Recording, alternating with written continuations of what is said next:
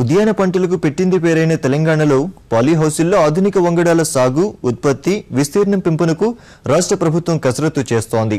విదేశాలకు ఎగుమతి చేయటమే లక్ష్యంగా ఉద్యాన శాఖకు సర్కారు దిశానిర్దేశం చేసింది.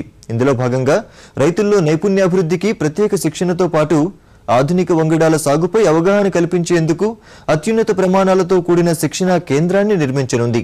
10 కోట్ల వ్యయంతో రంగారెడ్డి జిల్లాలో centre of excellence for horticulture ను స్థాపించనుంది. ఈ నెలాఖరులోగా పనులు మొదలుపెట్టేందుకు ఉద్యాన శాఖ వర్గాలు కృషి చేస్తున్నాయి.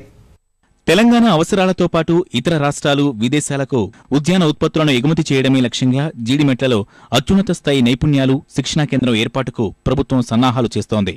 ప్రధానంగా జంటనగర వాసులకు కూరగాయలు, పూలు, పండ్లు అందించే రంగారెడ్డి, సంగారెడ్డి జిల్లాలో ఈ కేంద్రాలు ఏర్పాటు కానున్నాయి.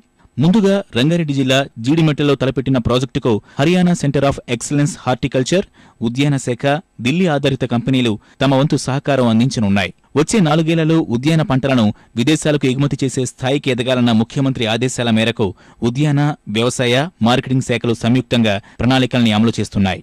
కేంద్ర రాష్ట్ర ప్రభుత్వాలిచ్చిన 20 కోట్ల నిధులతో ఈ ప్రతిష్టాత్మక కేంద్రాన్ని 10 ఎకరాల్లో నిర్మించనున్నారు. అంతర్జాతీయంగా పూలు, పండ్లు, కూరగాయల్లో ఆధునిక వంగడాలు, సాగు పోకడలు, ఆకుకూరలు, నర్సరీలు, క్షేత్రాల నిర్వహణలో యువ రైతులకు శిక్షణ ఇచ్చేలా ఈ కేంద్రాన్ని అభివృద్ధి చేస్తామని కమిషనర్ వెంకటరామిరెడ్డి తెలిపారు.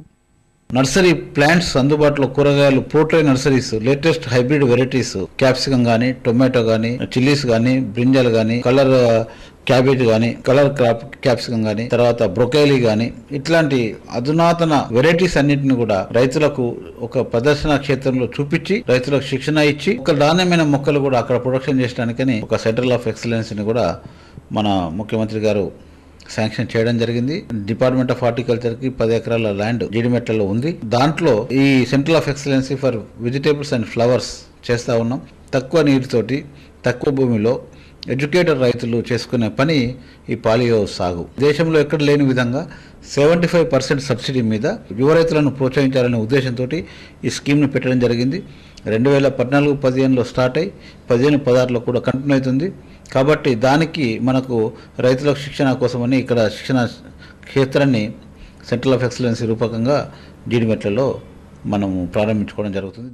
ఈ centre of excellence for horticulture ద్వారా చిన్న కమతాల్లో తక్కువ ఖర్చుతో అధికోత్పత్తినిచ్చేలా రైతులకు సమగ్ర శిక్షణనిస్తామని ఉద్యాన శాఖ చెబుతోంది. ఈ క్షేత్రం ద్వారా రైతులకు కావలసిన మేలైన కొత్త వంగడాలు, కాయగూరల విత్తనాలు, మొక్కలు, నారు సరఫరా చేస్తామని ఉద్యాన శాఖ అధికారులు చెబుతున్నారు.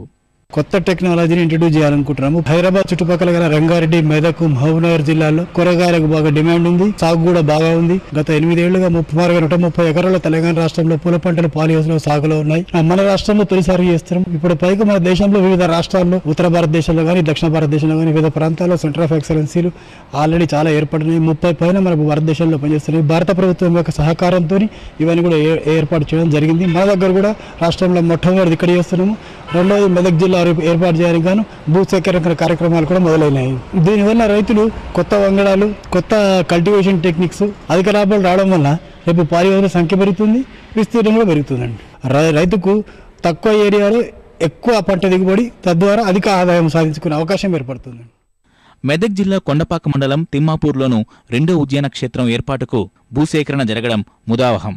జీడిమెట్లలో తలపెట్టిన తొలి ఉద్యాన క్షేత్రాన్ని ఈ నెలాఖరులోగా ముఖ్యమంత్రి శంకుస్థాపన చేయనున్నట్లు సమాచారం. తదనంతరం 6 నెలల్లో ఈ కేంద్రం ద్వారా ఉద్యాన రైతులకు సేవలందించే దిశగా ఉన్నతాధికారులు కృషి చేయడం విశేషం.